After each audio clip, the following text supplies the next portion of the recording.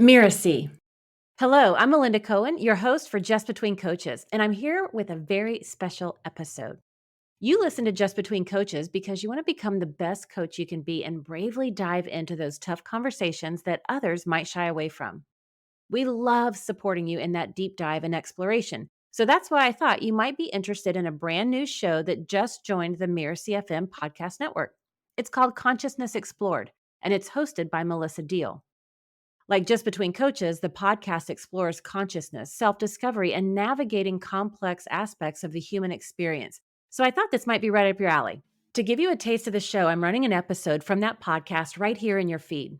I chose this particular episode because the guest, Stephanie Redfeather, delves into how hard but important it can be to establish boundaries as an empath.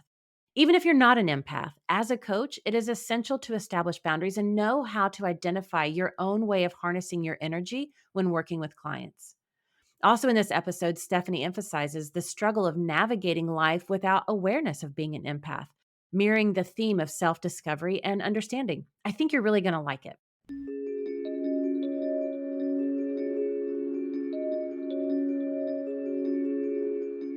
If you imagine living your life as an empath, not knowing you're an empath, well, you're going to take on everybody else's stuff and think that it's your own. You're going to struggle to have a strong sense of self because we don't know where we end and the next person begins.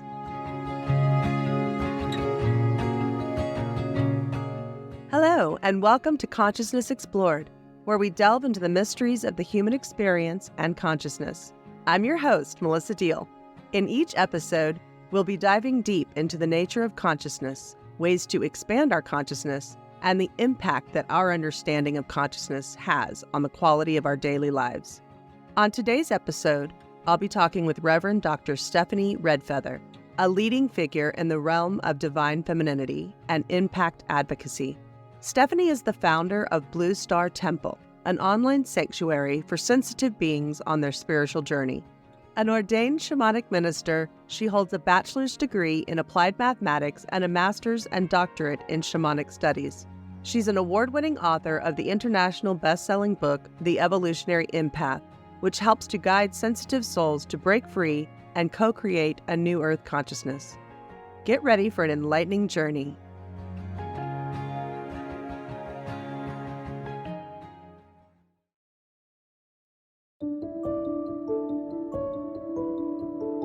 I was born in Illinois, so I'm just a Midwestern girl. My family was Lutheran, and so while Dad was not really the churchgoer or terribly religious, it was always Mom taking me and my sister to church. And so I went through all the things you do in the Lutheran church, right? Going to Sunday school and confirmation and all of those sorts of things. My parents got divorced when I was 8 years old.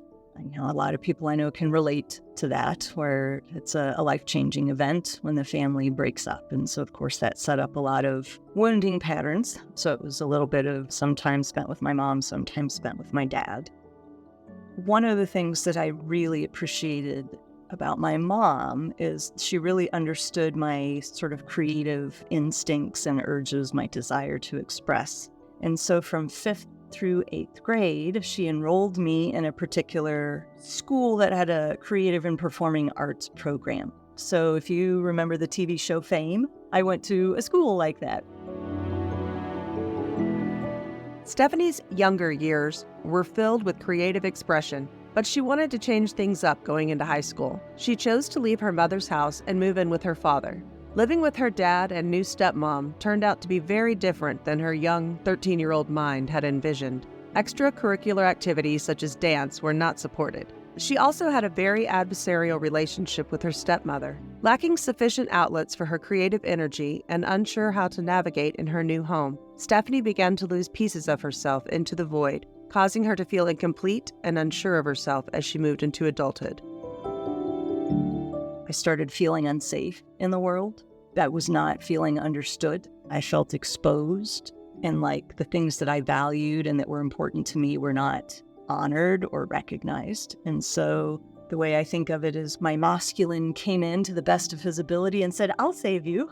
and basically took my feminine and put her in a box and put her away for safekeeping. I chose to get a math degree and become an Air Force officer. So it's kind of like, wait, what? You were dancing, singing, writing, performing, and then you got a math degree and went to the Air Force.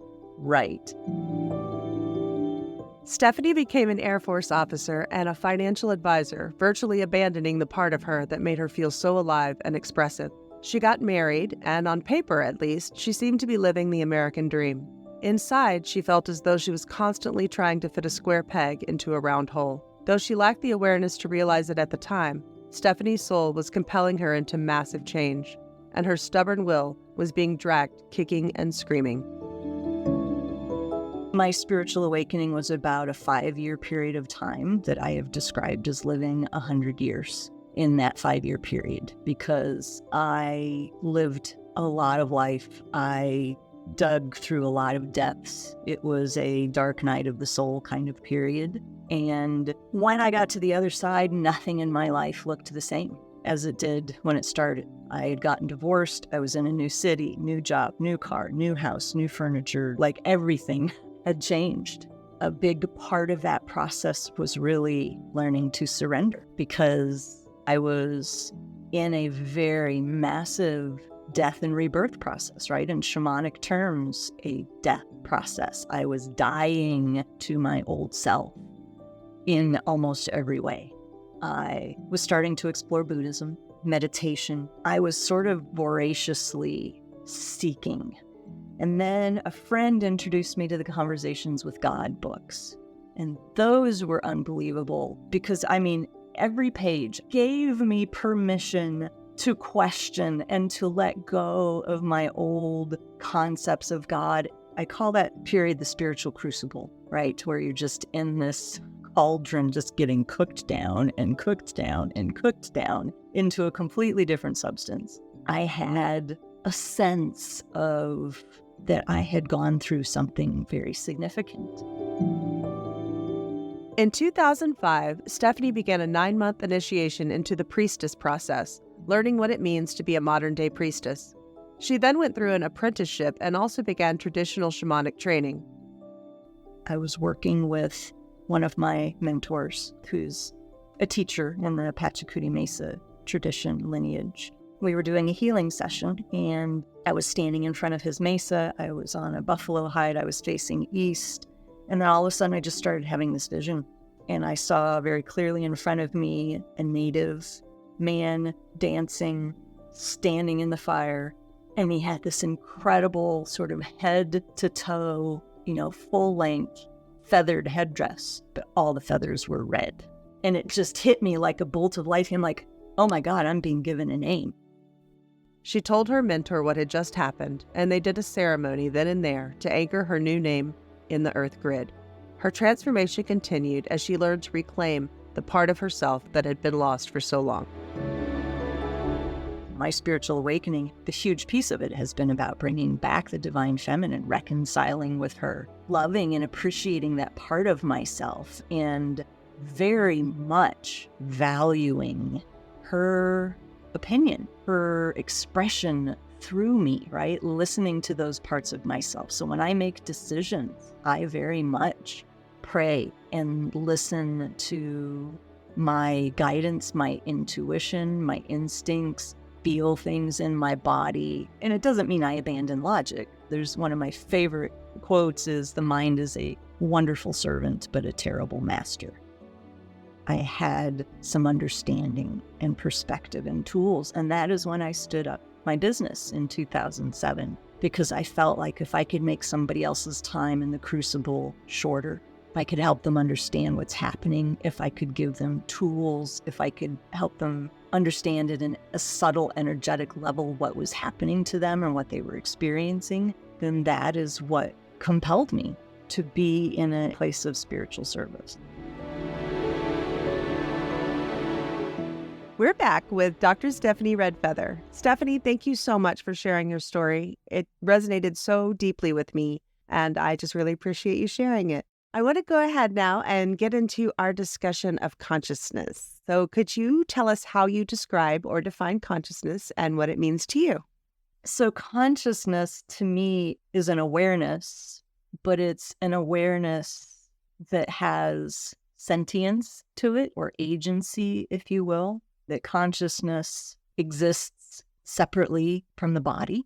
And so one of the amazing opportunities we have in the Earth School, being in a body on Earth, is how do we marry consciousness with a body? How do those things work together and interact together? So to me, consciousness is, in a way, a living field of intelligence, something that is enduring, that exists outside of time, even outside of linear time.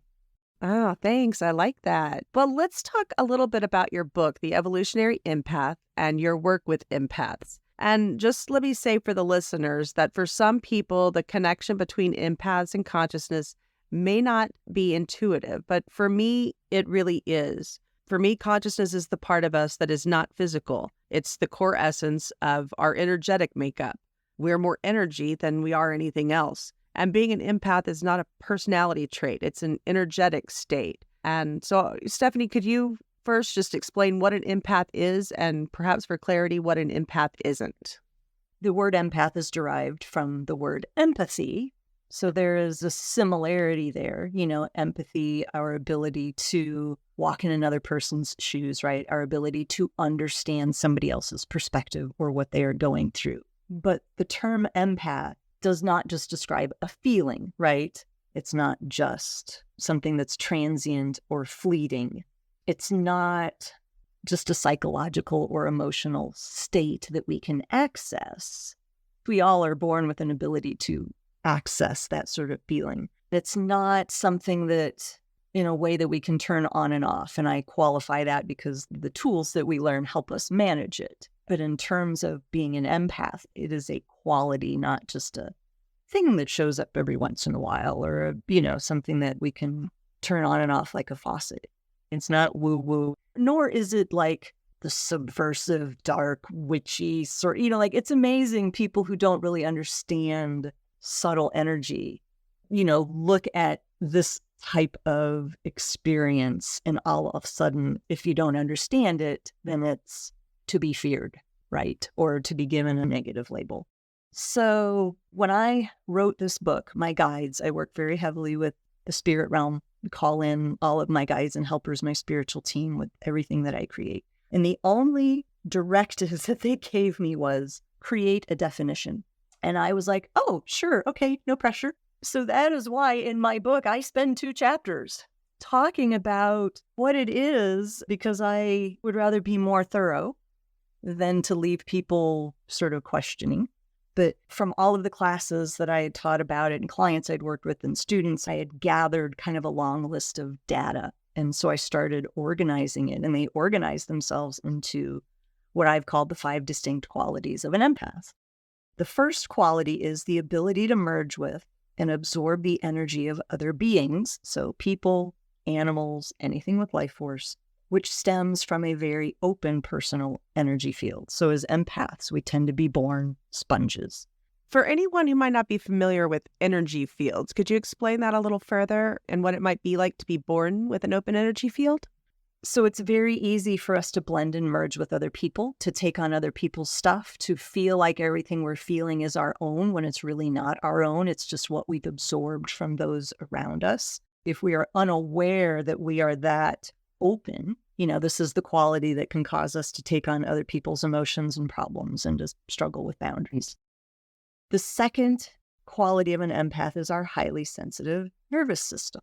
And so some people may be like, well, nervous systems are supposed to be sensitive. Yes, this is true, but this can set us up to experience life with a lot of overwhelm and overstimulation, which really points to us needing to learn self-care and boundaries. The third quality is our great sensitivity to the energies around us and an ability to perceive or access subtle information that's stored in the energy field of all types of life forms. And so this is the quality that makes it easy for us to tune into or perceive subtle energy So some people can see and talk to the dead. Other people are animal communicators. Some people read Akashic records. Some people have paranormal experiences that happen to them all of the time. Some people are mediums or, so all of these different ways that we're accessing information that's there, right? In the field of all of us. It's just most of us don't understand that or are attuned to it to recognize that it's actually common, if you will, that we're all born with it. But most of us have it taught out of us. The fourth quality is the premium that we place on peace and harmony. And that's in relationships, in our environment, in our own energy field. And so when we don't have well-developed tools or awarenesses, we will tend to do anything and everything to keep our relationships, our environment as stress-free, calm, harmonious as possible, which often means we become doormats, we don't rock the boat, we don't stand up for ourselves, we don't like conflict, etc. The final quality is that we have big open hearts and a desire to serve others. So this often inclines us towards careers that are focused on service, but it can also cause us to overgive, put ourselves last on the list, give ourselves away, that sort of thing. And so I do want to qualify that being an empath is a scale. It's a sliding scale. It's a spectrum, right? So some people are going to, if you look at those 5 qualities, some people are going to go, oh yeah, 1, 2, and 5, I feel really strongly, but 3 and 4, I'm not so sure. So am I still an empath? Yes. There's different degrees and expressions of it. And so don't feel like you have to hit certain markers to think that you qualify, if you will, to be an empath. You're going to find empaths. You're going to expect to find empaths that are massage therapists and energy healers and nurses and counselors and therapists and all of that sort of thing. But there's plenty who are IT geeks and engineers and truck drivers and, anything that you would think as mundane or very left brain. Yeah, I mean, hello, I was in the Air Force for 10 years.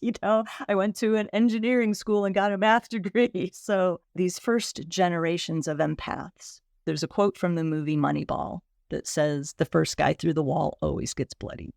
And so I coined the phrase empathic Big Bang, that those of us who have incarnated in the last 100 years or so, we are that first wave, right? We're the first ones through the wall getting bloodied. We are the ones that did not have parents or teachers or mentors who understood us or knew how to guide us or help us or give us the tools. And so we were the ones that have had to figure it out for ourselves through many hard knocks to be able to set the field and create the bow wave for the ones who are coming behind. Well, just a little aside here, Stephanie, since you are speaking of incarnations, what is your understanding of death from a consciousness perspective?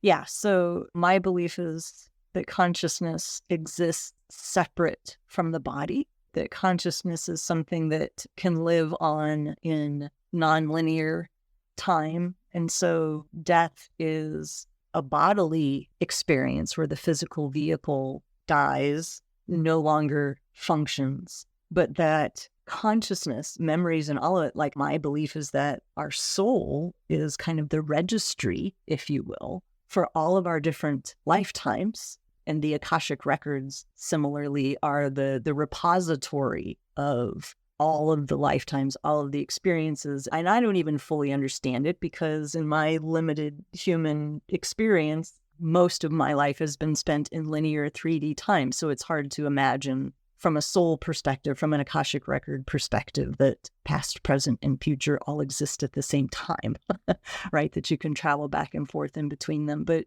to me, death is just speaking of the physical vehicle. Yeah, thank you for that perspective, Stephanie. I was just curious about your thoughts on that. But now I want to move into talking about how empaths can use their conscious awareness to improve their quality of life. You were saying that our open energy fields can create an emotionally chaotic environment for us. And without guidance, we can really lack boundaries. And I know that was so true for me. I not only lacked an awareness of being an empath, but I had a complete lack of understanding of what boundaries even were. It would have been quite helpful for me in my younger years to have that understanding. And you explain it so well in the book. So could you tell us how you came to understand what you call blowouts and cave-ins and what that means? In simplistic terms, you have an energy field, right? You can think of it as your bubble or your cocoon, or you could just sit in the middle of a hula hoop and kind of think of that as a stand-in for the edges of your energy field. But if you remember from biology, it's like a semi-permeable membrane, right? So there's stuff that will cross the boundary, cross the border in both directions. For most empaths, we tend to have our leaks, right? We're talking about energy leaks. Our leaks tend to fall into either an outward leaking or an inward leaking. So let me start with the cave-ins first. Inward leaking is like if you think about a boat with a hole in it and you're slowly taking on water, right? So if you're a cave-in leaker, that means you let everybody else's stuff collapse your field, everybody else's opinions, everybody else's beliefs, everybody else's expectations, what they think you should be doing, or just, if you don't have a strong sense of self, it's easy to just defer to whoever's around you, the biggest personality, the strongest personality, the most intimidating personality, whatever. But we just collapse, right? Like a tire that's deflating that has an air leak, or a boat that's taking on water. And so that can show up in a lot of different ways. Those leaks are basically anything where you just let people run all over you, right? You don't have the ability to say no. You don't stand up for yourself. You just let people run you over. You don't advocate for yourself. You don't understand how to recognize where you end and the next person begins. And that is one of the hardest but absolutely crucial steps for the evolution of any empath, is to do that work, to step outside of that and go, no, this is where I end and the next person begins. This part is me. That part is not. That takes time. And so the other direction of leaking, which is the blowout leak, means the energy is going outward.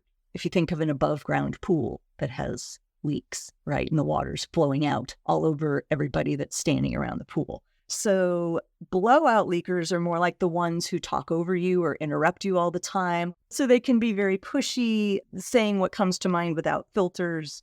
If they think it, they say it, right? There's no application of discernment. Most empaths, when they assess their own energy leaks, tend to fall more towards one or the other. And so my belief has always been that awareness is always at least 80% of the process towards change, right? You cannot change or transform what you don't acknowledge. But as soon as you acknowledge it, that's 80% of the work, because now you recognize it. And once you recognize it, then it's just a matter of practicing it and realizing that you will recognize it more frequently, and then it'll be catching that behavior as soon as it's happening. Yeah, absolutely. And over time, those neural pathways get stronger and stronger, and then the awareness just becomes second nature, like breathing. I want to talk a little bit about what happens when we don't consciously work on plugging up those leaks, though. So what might be considered the shadow side of being an empath? So let me just share my kind of shorthand, easy definition of what the shadow is, because I've done a lot of shadow work. I've worked with several mentors and teachers who do shadow work processes for understanding and delving into your own and helping people meet theirs. The shadow is basically the disowned, unloved parts of yourself.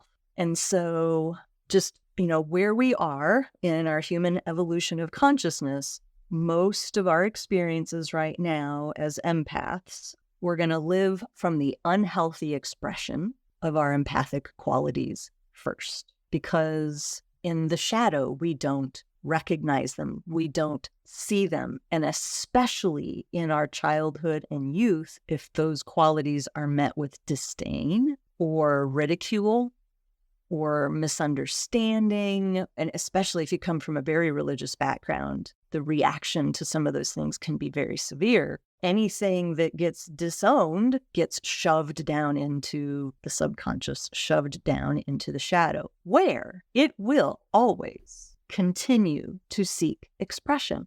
But if we don't acknowledge it, then it starts coming out sideways as inappropriate behavior at inappropriate times. Part of the healing process, the evolution process for any empath, is coming to terms with the fact that we're an empath and learning to reprogram, to change the inner dialogue about what those qualities mean, because almost certainly they were misunderstood, ridiculed, made fun of, or worse, people were horrified and just had absolutely no idea. And so we just took those qualities and banished them from our consciousness. And so living from the unhealthy aspects of our empathic qualities, right? So the 5 qualities I talked about, if you imagine living your life as an empath, not knowing you're an empath, well, you're going to take on everybody else's stuff and think that it's your own. You're going to struggle to have a strong sense of self because we don't know where we end and the next person begins. We will have practically no boundaries. We will suck at saying no. We haven't talked about the C word yet. Codependence is pretty much an experience of every empath, because when you don't have a sense of self, then we just get completely entangled with romantic relationships or with parents or with siblings or with bosses and supervisors, right? Where things are a very unhealthy dynamic. In romantic relationships, we can often defer to the other person or even take on their personality traits. Like one of the people I interviewed in the book and shared, she would, like in terms of sleeping habits, eating habits, what was watched on TV, extracurricular activities. It was like she just became what her husband did, not even realizing that happened, right? Because there was no sense of self or her own needs or wants or desires or expressions. And so those things that I listed are very common experiences for most empaths until we get to the point where we have that awakening. Right, right. So self-awareness, boundaries, and self-care are critical components to living a healthy, balanced life. And that's not just for empaths, that's for everyone, of course. What would you say are the primary reasons that people don't pay enough attention to their own needs, that they don't engage in adequate self-care?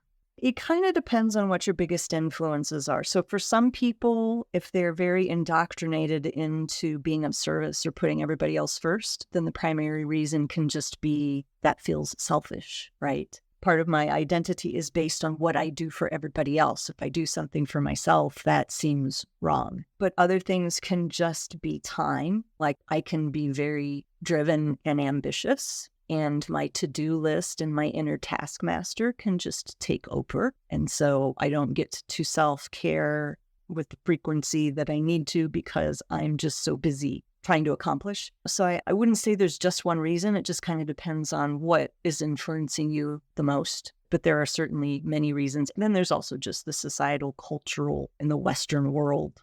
I'll sleep when I die, kind of a kind of philosophy. All of the gains that we make, it is easier to get overwhelmed, easier to get overstimulated, easier to lose track of how we really feel about something. We can't hear ourselves as clearly, so we're not making good decisions, or we fall back into old patterns and habits of deferring to other people or not listening to ourselves or speaking to our own needs. And so it just sets us back. That is so true. Well said, Stephanie. Thank you. So as we wrap up our conversation today, what advice would you like to leave with the listeners concerning consciousness and the work you do? When you recognize you're an empath, when you start committing to your healing, to your inner work, there are 2 very important things that every empath will have to develop and work with, and that is boundaries and managing their energy field, which are very closely related. And the second half of my book is all about the practical tools.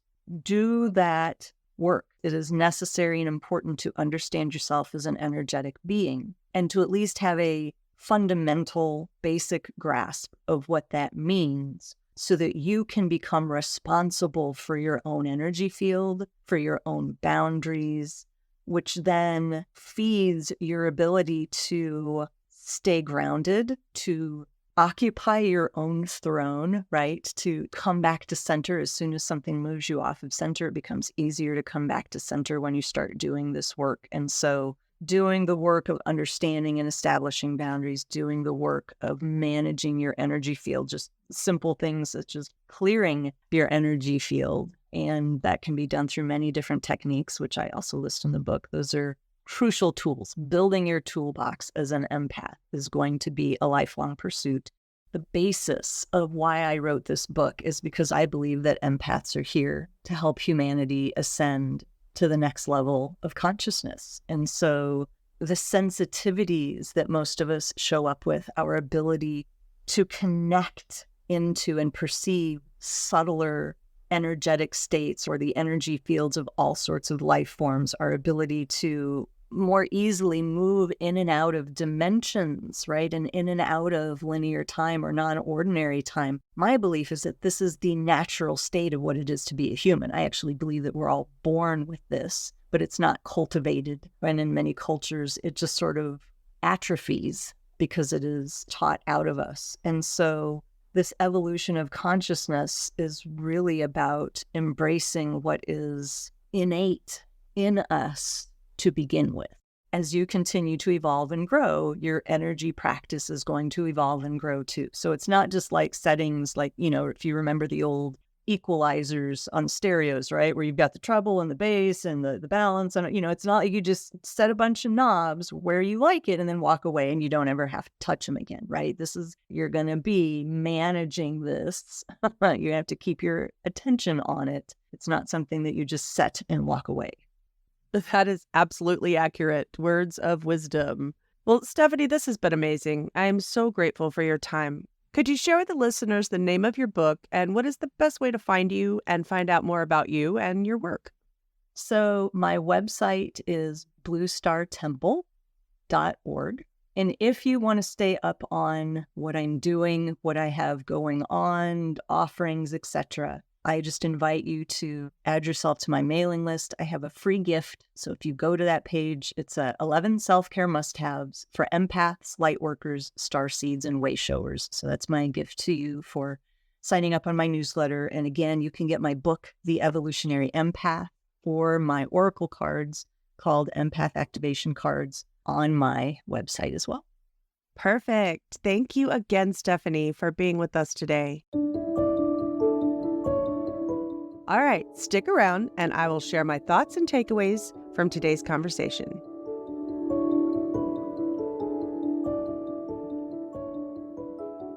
I've thought a lot about my conversation with Stephanie since our interview. Her book is an incredible resource for empaths and sensitives alike. I wish I'd had it 30 years ago, and I highly recommend it.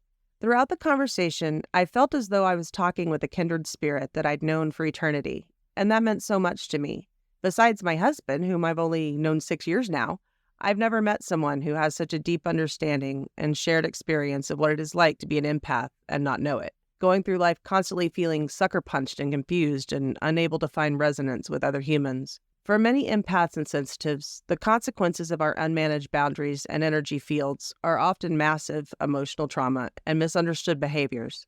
We can spend years in therapy being labeled and medicated for everything from anxiety and depression to bipolar disorder and borderline personality disorder. Without being taught how to discern our emotions from others' emotions, we literally cannot tell the difference and sometimes wonder if we're insane or fundamentally broken. We often become masters of disguise, chameleons, addicts, even paranoid hermits. We can end up in mental institutions, homeless on the street, incarcerated, suicidal, or in decades-long abusive relationships. I spent the first 4 decades of my life in many of these experiences, trying to claw my way up to what I considered normal, having no idea that so many of the emotions that tortured me since childhood didn't even belong to me.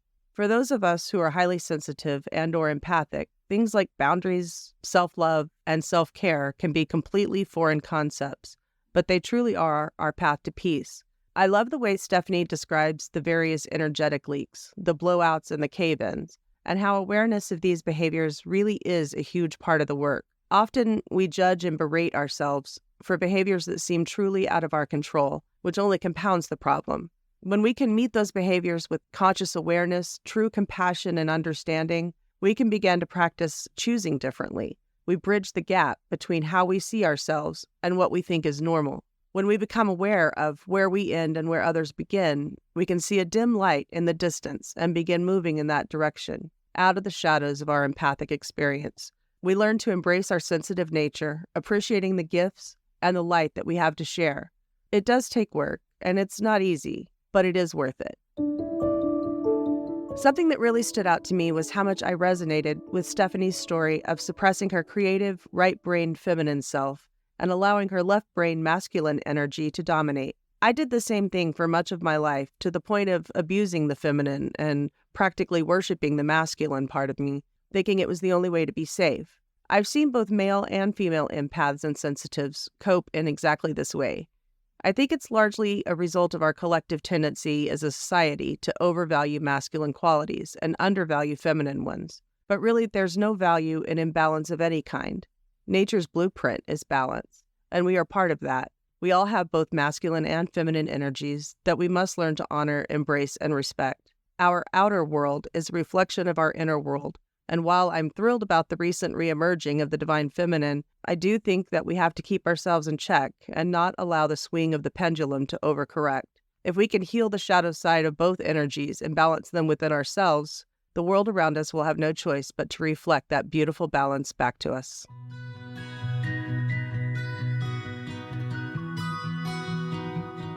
Thank you for listening to Consciousness Explored.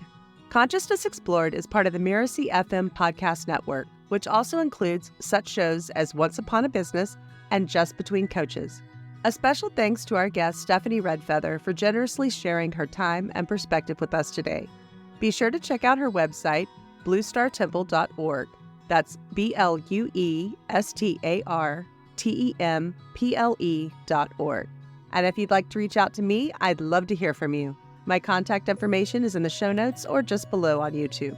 To make sure you don't miss great episodes coming up on Consciousness Explored, please follow us on Mirasee FM's YouTube channel or your favorite podcast player. And if you enjoyed the show, please leave us a comment or a starred review. Your feedback helps us to improve the show and reach more listeners like you. Thanks, and I look forward to more fascinating conversations as we continue to unravel the mysteries and nature of consciousness.